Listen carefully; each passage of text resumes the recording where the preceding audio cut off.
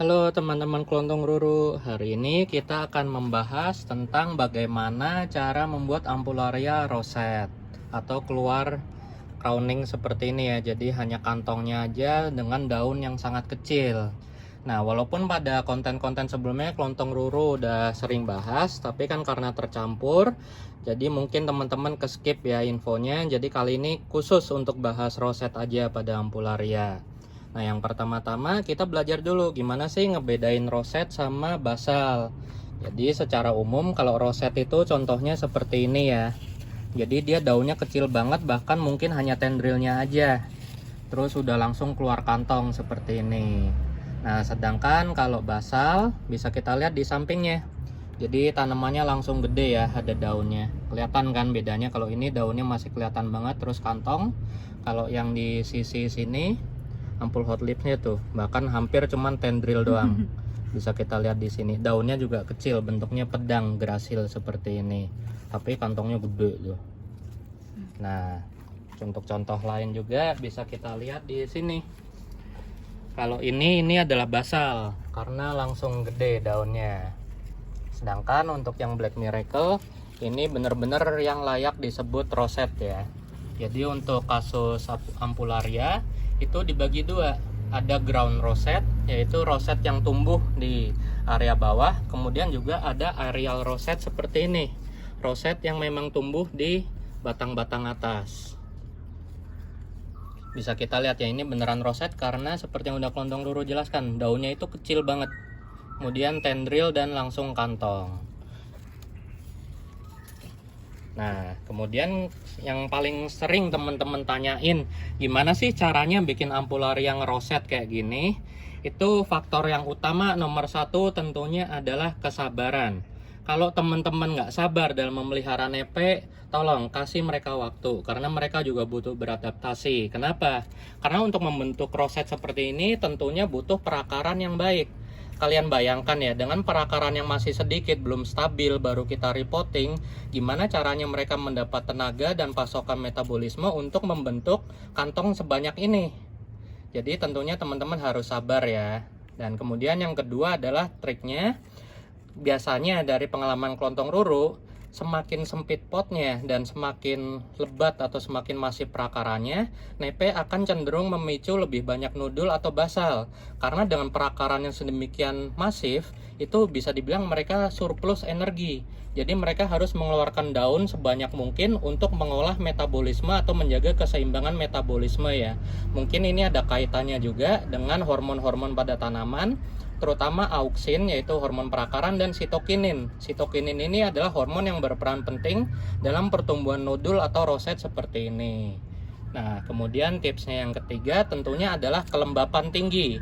Nah, bisa kita lihat contohnya kembali ke sini. Jadi ini adalah area yang Kelontong Ruru buat khusus untuk mengadaptasikan setekan maupun untuk memelihara ampul sesuai habitatnya. Jadi di sini panas banget kondisinya, bisa dibilang kesungkup ya. Ini nanti biasanya kami tutup dengan plastik UV. Nah, bisa kita lihat nih di sini rata-rata Nepenthes yang mendapat kelembapan tinggi akan membentuk roset. Nah, ini juga adalah contoh dari roset murni nih.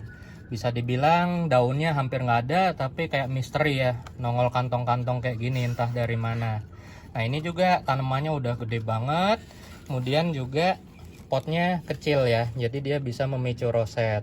Kemudian juga kita bisa menurunkan ketinggian, menurunkan media agak lebih rendah dari dinding pot seperti ini, karena dia perannya nanti akan seperti sungkupan, kelembapan akan lebih tinggi di area yang di bawah pot seperti ini. Di sini bisa memicu ground roset seperti tadi. Nah, kemudian juga kalau teman-teman bertanya-tanya, ampularia itu sebenarnya suka cahaya apa enggak sih? Nah, ini bisa kita buktikan di sini. Jadi sebenarnya ampularia itu kalau di di artikel atau apa kan suka dibilang nggak perlu cahaya terlalu kuat. Tapi kalau menurut pengamatan Kelontong Ruru dari perawatan pribadi dan dari teman-teman peneliti ampul yang sudah pernah ke habitat, sebenarnya mereka itu kalau yang di habitat kan ampulnya udah gede-gede. Jadi batang utama mereka itu sebenarnya mencari cahaya.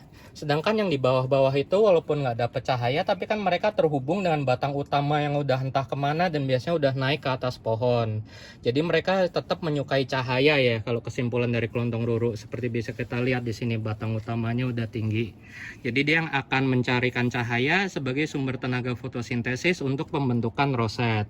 Jadi kalau menurut opini pribadi kelontong ruru, Ampularia itu tetap menyukai cahaya yang cukup. Jadi dengan mereka tumbuh di tempat gelap seperti ini, dengan mengeluarkan roset seperti ini di hutan yang gelap, itu bukan berarti mereka nggak suka cahaya. Nah, kemudian kalau di sini kan memang kelembapannya relatif tinggi ya. Nah, kenapa tadi kelontong ruru bilang kunci nomor 1 adalah kesabaran? Kita kembali ke Black Miracle ini. Nah, kalau ini kan dia nggak disungkup di kandang ampul khusus tadi, tapi bisa kita lihat dengan kesabaran, dia pasti akan mengeluarkan roset.